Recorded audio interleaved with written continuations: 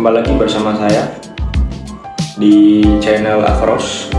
Pada kesempatan kali ini kita akan bahas mengenai buku Orang Miskin Dilarang Sakit.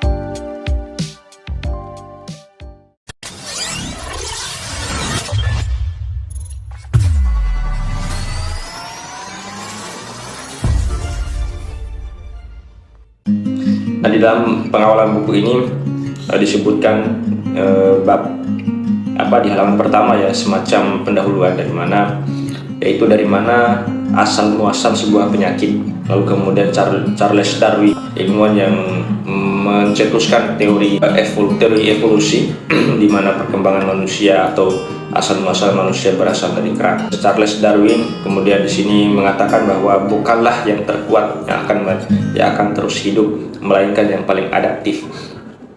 Jadi yang paling berkesan di dalam kata-kata Charles Darwin ini yaitu kita menitik beratkan pada kata adaptif ya, dimana adaptif itu sendiri adalah kata lain dari adaptasi, yaitu dimana suatu individu atau suatu makhluk hidup mampu beradaptasi atau mampu menyesuaikan diri dengan lingkungannya, mampu menyesuaikan diri dengan alam-alam di sekitarnya. Nah, di sini adaptif merupakan suatu faktor yang paling utama, di mana adaptasi itulah yang kemudian menjadi titik penentu bagi keberlangsungan hidup ya, suatu makhluk hidup.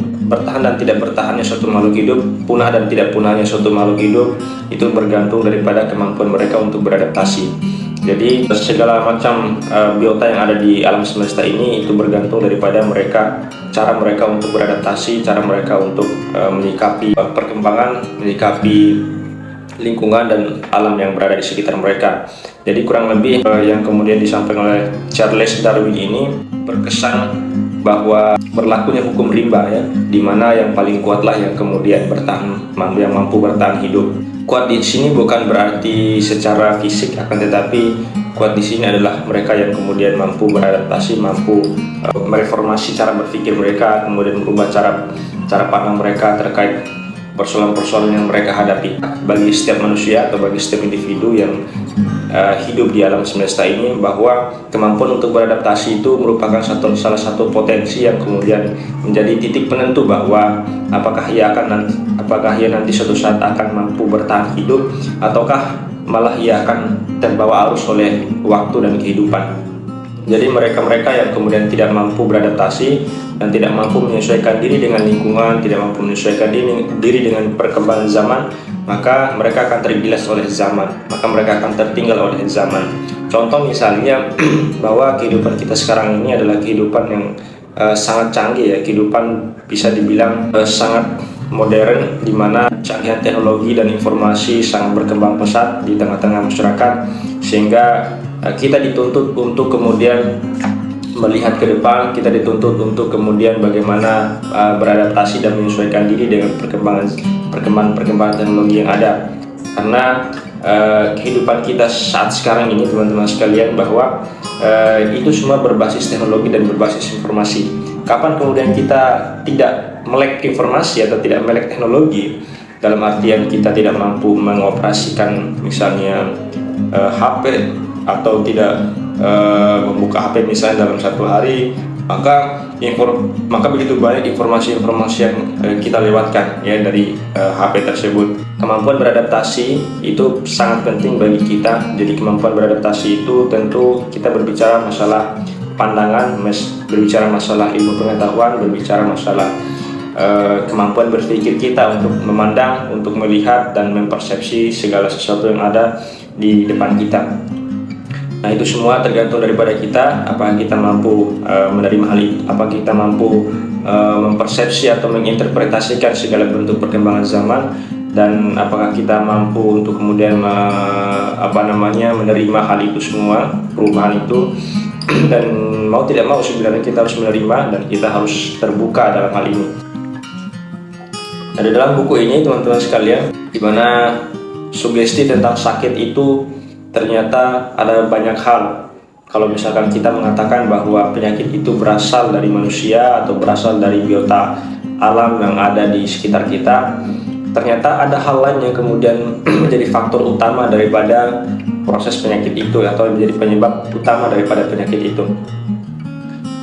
Kalau misalkan dulu orang tua kita atau para nenek moyang kita selalu mengatakan, atau ada istilah-istilah, misalnya dilarang potong kuku malam hari, kemudian dilarang keluar rumah tanpa menggunakan jaket, atau dilarang tidur setelah makan, kemudian jangan makan terlalu kenyang dan lain sebagainya. Itu merupakan istilah atau suatu indoktrinasi ya, istilahnya, atau dogmatisasi yang selalu diberikan oleh orang tua kita atau nenek-nenek kita yang dulunya sewaktu masih kita kecil. Nah, dari situ kemudian kita katakan bahwa hal-hal tersebut itu dapat menyebabkan dan dapat menimbulkan suatu penyakit, sehingga ketika kita tidak melaksanakan atau melanggar hal itu, maka hal itu akan menjadi memberikan dampak buruk bagi kesehatan kita. Nah, di sisi lain ada peristiwa yang terjadi. Orang Tiongkok menulis berita penyakit penyakit kanker, di mana kanker itu menyerang rahim orang tua beliau, dan pada saat itu divonis bahwa kanker kemudian sudah bermetastase, yaitu menyebar ke seluruh tubuh. Jadi kanker itu berasal atau disebabkan oleh yang namanya KB, di mana KB itu kemudian menjadi salah satu program internasional, program yang selalu senantiasa dibangga-banggakan oleh setiap negara, karena dengan terlalu banyaknya penduduk yang ada, kalau misalkan tanpa KB, maka angka kelahiran semakin banyak. Ketika angka kelahiran semakin banyak, maka beban negara semakin banyak. Ketika beban negara semakin banyak, maka negara kemudian tidak mampu untuk memberikan kesejahteraan dan tidak mampu memenuhi kebutuhan masyarakatnya. Maka dengan adanya program KB ini, itu kemudian dibatasi angka kelahiran agar supaya negara mampu memberikan distribusi kebutuhan, distribusi kesejahteraan, kemakmuran terhadap masyarakatnya. Nah, di dalam hal ini teman-teman sekalian, disebabkan karena itu ternyata program yang kita selalu senantiasa agung-agungkan ini ternyata menimbulkan suatu penyakit baru, menimbulkan dampak yang sangat negatif bagi kesehatan kita.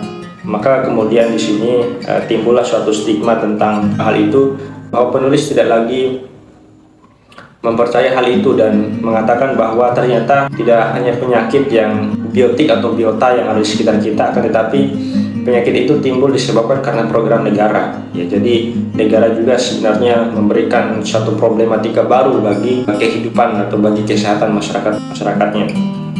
Jadi teman-teman sekalian, dengan adanya hal itu kita bisa menyimpulkan dan kita bisa menganalisis bahwa tidak mesti bahwa penyakit itu hadir dari bakteri-bakteri yang ada di sekitar kita, tidak mesti hadir karena pola hidup kita, akan tetapi memang bahwa penyakit itu didesain dan kemudian diatur sedemikian rupa agar supaya terjadi depopulasi bagi seluruh masyarakat yang ada. Begitu banyak depopulasi yang terjadi dengan beberapa metodologi atau dengan berbagai macam cara, yaitu dengan menggunakan program KB, kemudian terjadinya peperangan, kemudian ada namanya genosida dan lain sebagainya. Hal itulah yang menjadi sorotan kita bersama, hal itu yang menjadi kajian kita bersama. Jadi kita harus melek terhadap kondisi yang ada, kita harus responsif dengan situasi yang ada. Jadi saya kira seperti itu. Kita akan lanjut untuk pembahasan selanjutnya pada sesi berikutnya. Assalamualaikum warahmatullahi wabarakatuh.